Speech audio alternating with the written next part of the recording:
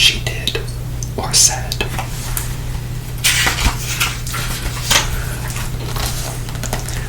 Fame is a double-edged sword. I grew up saying I wanted to be somebody. I tried to be different, tried to dress different.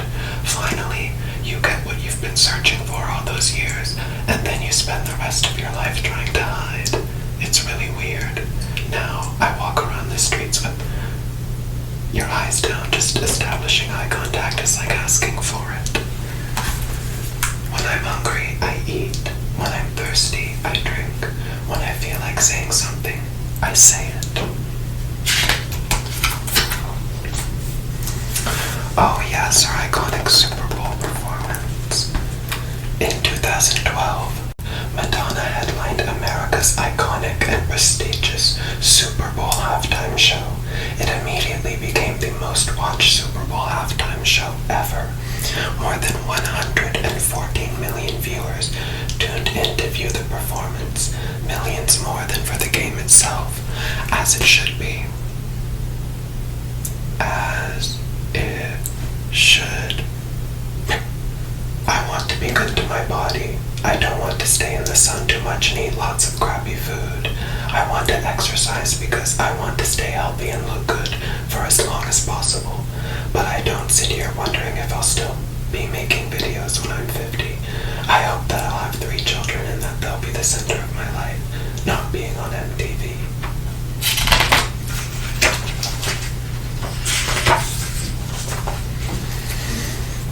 I worked my butt off before I got where I got. I literally starved and lived on the street and ate out of garbage cans before any of this happened.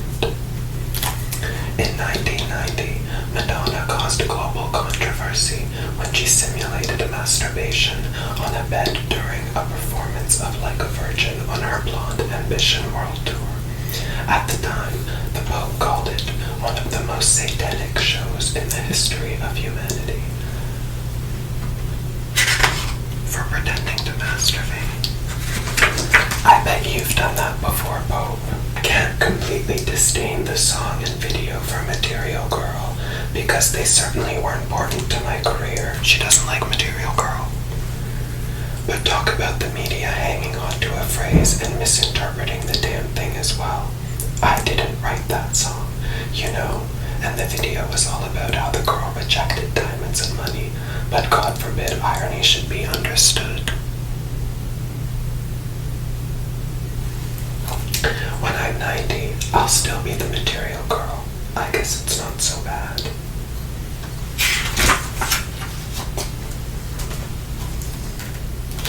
My daughter is a fan of mine, but she doesn't want to be too obvious about it, because I'm her mom and it's not cool, so she loves Beyonce. I want to make people feel like they're inside a disco ball. I love that. Thank you very much for that. I just love, the way this book feels on the outside. It's so nice.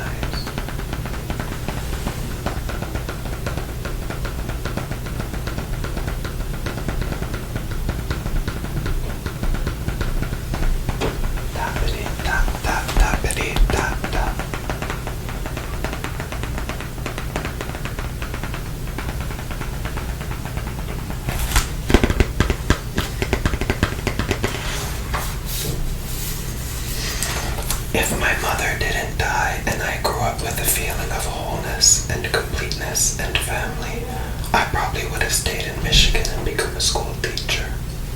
Wow. That's kind of sad. When Brittany went to kiss me, she just went for it. I tried to go with it so it wouldn't be weird. I'm a showgirl. After 20 years in the show business, I've learned to roll with the punches.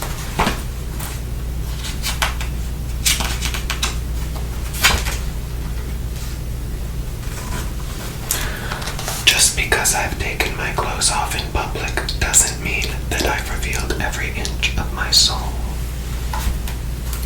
My judgment is never based on the world's reaction.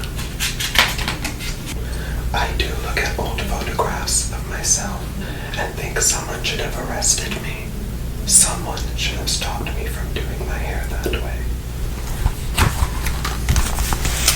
I have the answer to the meaning of life. We're here to share, to give, to love. When you die, your physical body no longer exists, but your soul and what you gave and how you loved goes with you.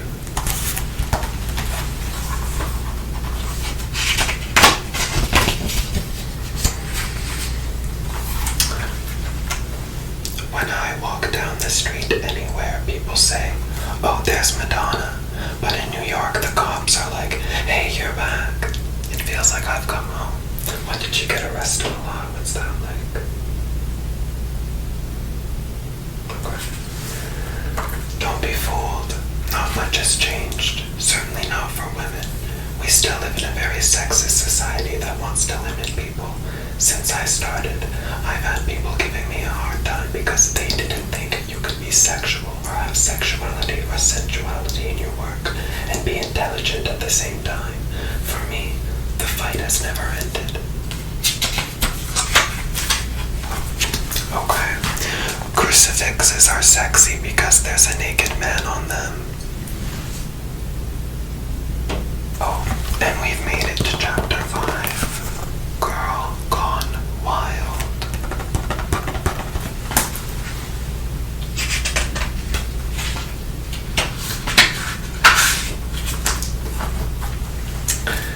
It's flattering to me that people take the time to analyze me and that I've so infiltrated their psyches that they have to intellectualize my very being. I'd rather be on their minds than off. So far, my therapist has disproved of everything I've done since I've started seeing her. That's why I haven't gone lately. Slay. I do think someone is protecting me. I don't know if it's an angel. It could be a devil. That's my job. I'm in the world of creating illusions and giving people the ability to dream and to be inspired or moved. I don't want people to see the labor behind it.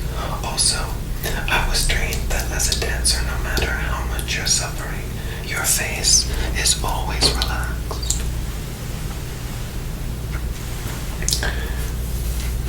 When I did my sex book, it wasn't the average.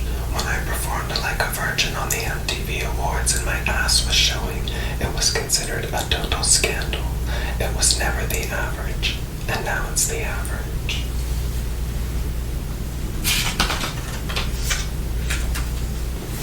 I've never wanted to repeat myself. I don't ever want to repeat myself or make the same record twice. Yuck. I arrived at a different time, before the time of Svengalis holding talent searches, finding a girl that looks right and can carry a tune, and then figuring a way to market her. I'm not saying those girls can't grow into something, but I really don't know where we're going with the world. Everything's so homogenized.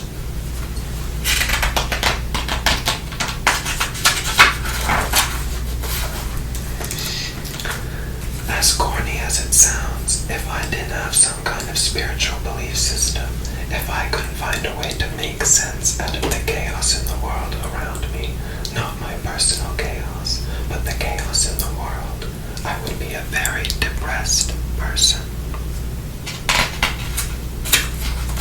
My nature is to provoke. I can't help myself, but it's always with good intentions. Oh, this is some drama. This is some tea right here. I don't think my ex-husband approved of me kissing Britney Spears on stage. Or maybe he didn't understand it. Was it provocative? I think it was. I mean, now it wouldn't be.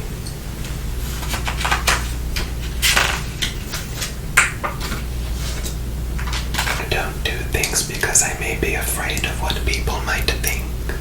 What you see is what you get. I'm not hiding anything. That may explain my longevity. Almost all of my songs are romantic. I don't write shocking, explicit lyrics.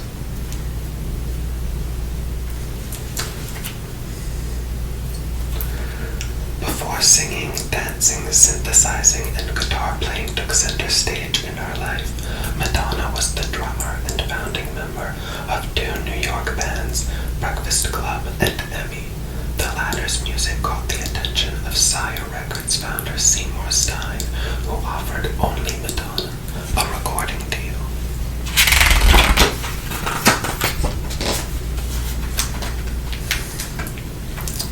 I'm not a reluctant pop star. I'm very grateful and happy for everything that I have and for all things that go well. On the other hand, I've had enough of the other side to know that if it doesn't, I will survive and that life goes on. Her fame has generated a fortune with an estimated net worth of $850 million. In 2023, Forbes named Madonna the richest female musician of all time. Not bad for a girl from Michigan. What does that mean? Are you dumping on people from Michigan? The word no. Whatever that means.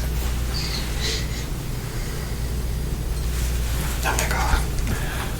Growing up in Michigan, I didn't really know what a gay man was. My ballet teacher was the first man, the first human being who made me feel good about myself and special. He was the first person who told me that I was beautiful or that I had something to offer the world. And chapter 6. Madam X.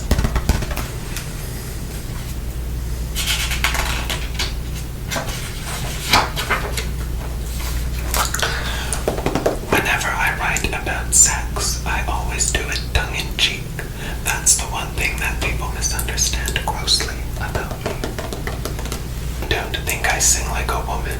I sing like a girl, and it's a quality I never want to lose. To her fans, Madonna Louise Ciccone is the queen of pop and the mother of reinvention. However, she is also known under the disguise of several not-so-secret nicknames: Daisy, Esther, Little Nani, Emmy, Mage, and Brenda. Do you know the reasons behind each of them? No, I don't.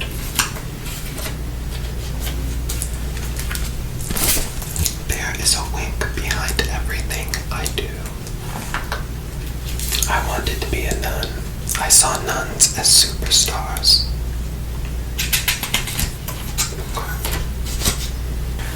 Since the beginning of my career, I've been told I have no talent, I can't sing, and I'm a one-hit wonder.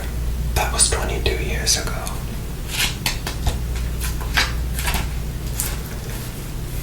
You can't negotiate with a terrorist. What is she talking about there? She said, what's the difference between a terrorist and a pop star? That's okay, interesting. All my life I've been going out of my way to get my father's approval, and he's never been impressed.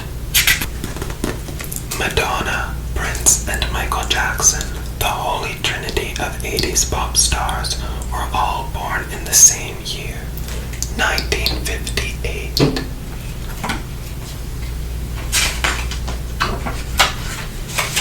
And the last page.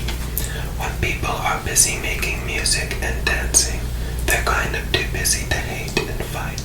Music is one of the great unifiers.